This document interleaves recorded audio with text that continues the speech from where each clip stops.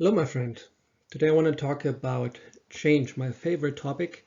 I have been really obsessed with this topic for quite some while, simply out of personal reasons and obviously also with clients to give them tools that actually work.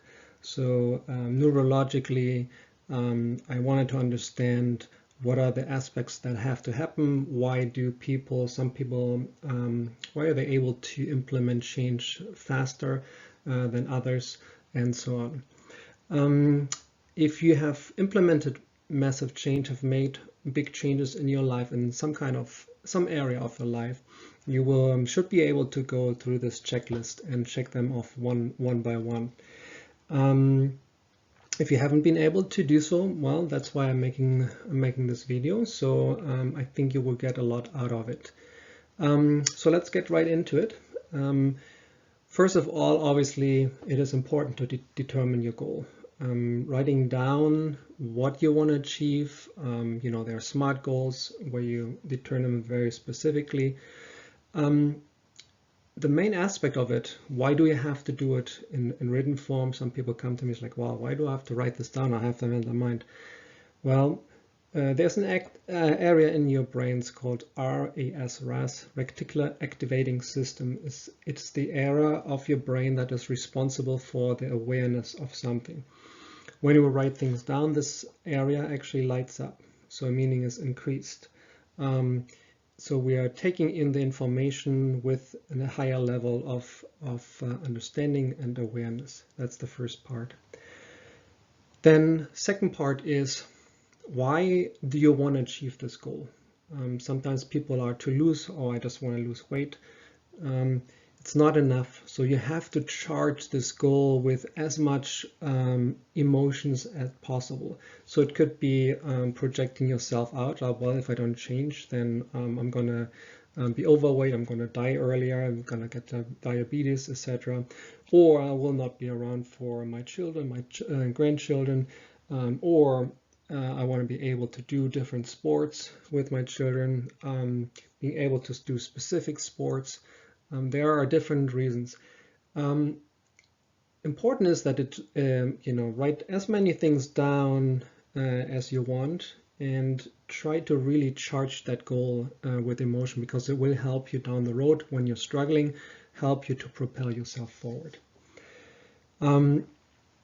The next part is awareness. So whenever you create change, you have to be aware of the old pattern. I want you to write this down. So usually my old pattern is, let's say, weight loss. Simple example. You're coming home at nighttime and you're eating, and then your simple routine is, let's say, going in front of the TV or social media and then eating chips or some finger food at the same time. So that's your current or your old behavior. Now you want to create a new behavior. You want to be as specific as possible. So if you say, oh, I want to work out, it's not enough. So give your brain very specific instructions. So when I come home, instead of going to the kitchen, I put my shoes on, my running shoes on, and I just start to walk or to run or whatever that might be. Or I go to the gym directly, don't even go home. So there are different ways of it. But write it down very precisely. So that's a very important aspect. Which leads us to the next part. So what are your strategies? Strategies would be looking at people that are successful in the field that you want to perform better in and want to improve. So what are people doing that are healthy? What are the people doing that are successful in a specific business? Or what are people, let's say you want to improve the relationship with your children. What are people doing that have a great relationship? What are their behaviors? How do they react? And so on and so on. So write these things down and write them very specifically. And then what is very important is implement the first one right away. So don't wait, oh, tomorrow I'm going to start. No, do it right away. The most important aspect of all of these things to create habits is to get into action. If you tend to procrastinate there, you want to probably look up my video on how to overcome procrastination. I think there are a lot of tools that will help you with this as well. Next, state of mind. Let's say you have decided to make a big shift and you want to exercise. Energy is created in our mind. So it's our responsible, if our energy is low, it's our responsible to create the thoughts that will lead to a higher energy. So if you have negative thoughts, feelings of defeat, thoughts of defeat, then the feelings will drag you down with it. So create different triggers. So a good one is always to use music, upbeat, fast music, and that's something individual that you have to figure out. So create, let's say, your music, like a music list that really gives you energy and then puts you into the right state. It might be certain videos that you watch that helps you to create that focus and that energy. The next one, self-talk. This is a huge one. Obviously, whenever we make bigger shifts, and I will include then the next aspect of it where we talk about the internal governor. Whenever we make big shifts and we are moving out of our comfort zone, our inner governor will kick in. So it's a little monkey mind that will tell us, well, you have never succeeded in doing this, and what do you think? You know, you have all this challenges, you're not going to be able, you have tried before, and so on. There are millions of reasons why you know, the brain will come up with reasons why you were not able to do it, or why you shouldn't be trying, or and so on and so on. Knowing that it happens is important, because when it occurs, that's why you start to shift those thoughts and you answer back. Okay, I have that's the old me, and I decided that I'm going to make this shift, and I'm just going to go forward. And a good way of doing this is every time when you have negative thoughts is what would you tell your best friend? How would you encourage your best friend in this moment? How would you motivate him? And I want you to talk the same way as your best friend talks to you. Hopefully it's a good friend. I do the same thing. So whenever I talk to my clients, I always check, am I implementing this? And if I recommend something for them to do, it has to apply for myself as well. If not, then I have to make changes myself, and I'm always very open with it. And it helps me also to improve myself. So always think about that when you know, the inner monkey comes up and is trying to hold you back. How would my best friend talk to me? How would my best friend encourage me in this moment right now?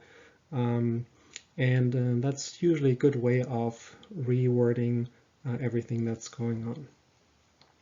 Next step, failure. Failure has a very negative connotation, obviously, but it is very important to change the idea of failure. I want you to start to see it, any failure, just as an outcome, just a neutral outcome. If something, if you're doing something well, pat yourself on the shoulder, say, okay, that was awesome. You want that energy, need that positive energy to propel you forward. If something, if you fall off with your exercise routine, for example, or anything else, then just see it as a fact. And look at the fact. Don't judge yourself. Don't say, oh, here we go again, or whatever it is. I just want you to look at, okay, I fell off. When did I fall off? And why did I fall off? And then what can I do to avoid this to happen again? So that you're prepared for the next time, and then you just jump right back on it. Yeah? So just see failure as a feedback loop. Nothing else. The next one is grip. It's the ability to push through it and creating perseverance.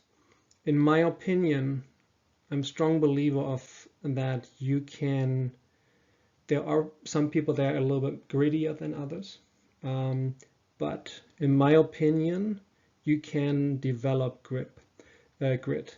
And you can develop it incredibly strong, and it has one to do with your bigger why. Why are you changing this? And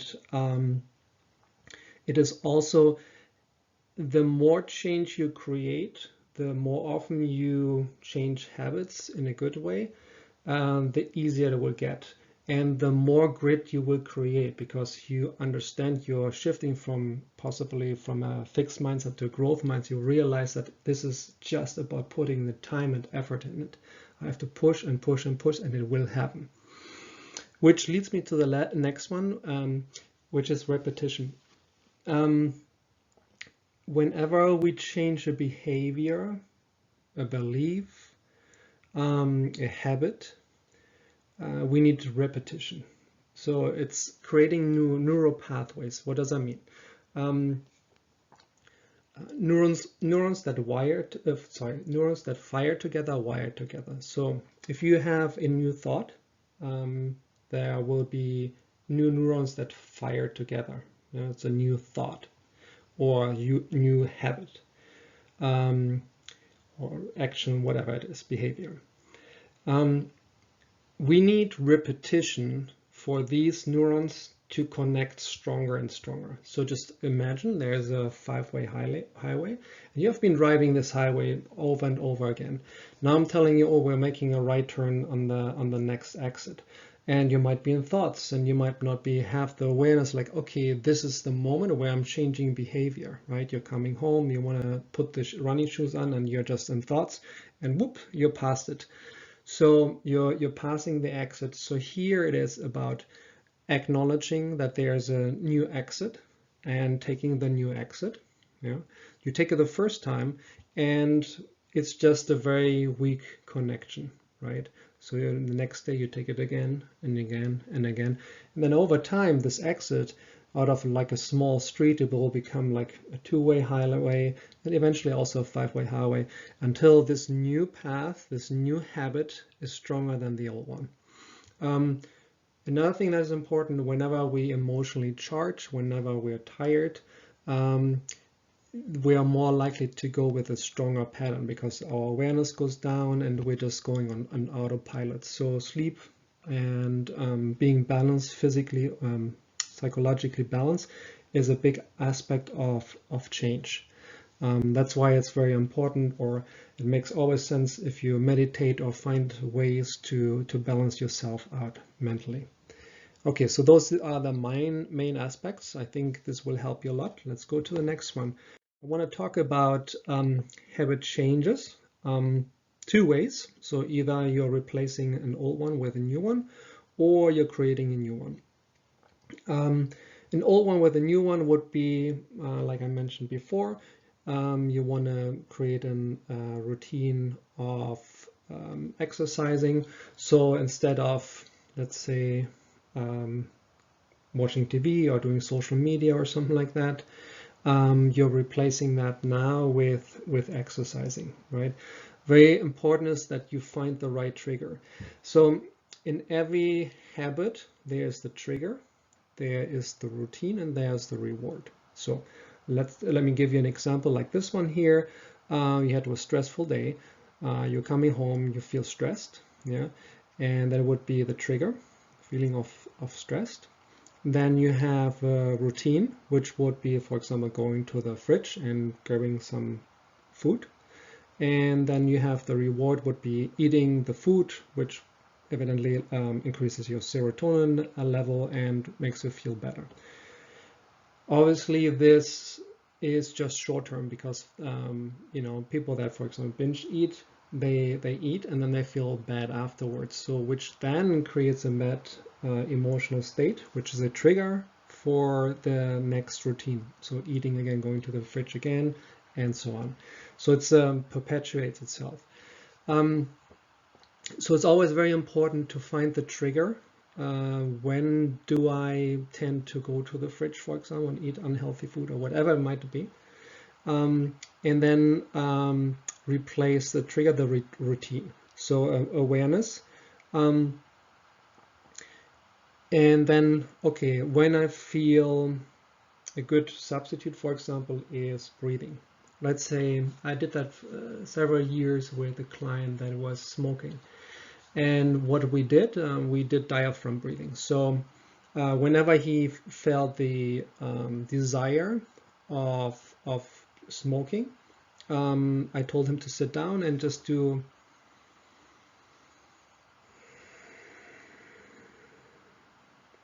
that, breathing in the belly, and then as he breathes out, just relax. You can do that in a way that you're sitting where nobody actually has to realize, and you do that maybe once, maybe 10 times, whatever it is, and you will realize you get from a sympathetic to a parasympathetic state of mind, and it decompresses you. You obviously have to be aware of these triggers. That's why we write them down, so you can replace them. Because the important part, as I wrote down here, is you have to understand that you're giving something up. It's not only replacing, it's also, let's say, smoking, for example. What does smoking give you? What kind of state does it put you in, right? So if you say, okay, if I'm stressed or it's a social setting, then when I smoke, then I relax. Yeah. Breathing is really a fantastic way of replacing that. People underestimate that. It's a simple form of meditation. So you have to give yourself something else that you can replace it with. I did that years ago with my son. He was actually picking his lip, and I just established with him every time he did, I remind him, and I said just tip, tip, tip. So I got him to replace it just with tipping his fingers. Yeah? So be aware that, okay, what is a good alternative? And then start to write it down and then start to replace it. Be aware that it's not just happening. You might be good and it might work quite fast, but you might also fall off several times. Don't think that, okay, I fell off 5, 10, 20 times. It doesn't matter. The more you try, the stronger that new pattern will become. And just when you fall off, just hop back onto it and then keep doing. If you find a better substitute, a healthier substitute, then do that instead. Let's say you want to implement an exercise routine. I think there's a very simple way of doing that when you want to start very small. So very often when people start, they want to do everything at the same time, and it creates stress. So very gradually you want to improve something. Let's say you want to start to become a runner, to run or exercise, whatever it might be. So what I do with my clients when I train them, on the off days, I always let them walk, right? And we just literally start, I want you to walk without your cell phone, best way with your cell phone at home, just around the block. It doesn't matter. It could be 10 meters, it could be 100 meters, it could be half a mile, it really doesn't matter. Break it down so it's laughable, so that you actually do it. The most important aspect is creating the habit. I've done it with people like, okay, I tend to struggle with creating an exercise routine. Well, what do you do then? You do just one push-up, or you do one push-up and you do one squat, right? You do that every day. That's your goal. And once you're in the routine, you will see that you will do more. If you don't, that's perfectly fine as well. It is really the key is really to do every day a little bit. If you can do it at the same time, even better. So you create like that trigger. Okay, at this time when I do this, then after that I go for my walk. But it's very powerful. People underestimate the compounding effect and the habit that it creates. And you will see after a month, after 2 or 3 months, you look back and it's like, oh wow, they were so small increments, but that's really the key. And very often it's also with training, lifting weights and or running, that it avoids people from doing too much too fast. It's very common that people get overuse issues, and you can avoid that. You never want to, when it comes to running or walking, increase the volume or the intensity by 10% per week. So I would even go even slower to make sure that the body has time to adapt there. Alrighty.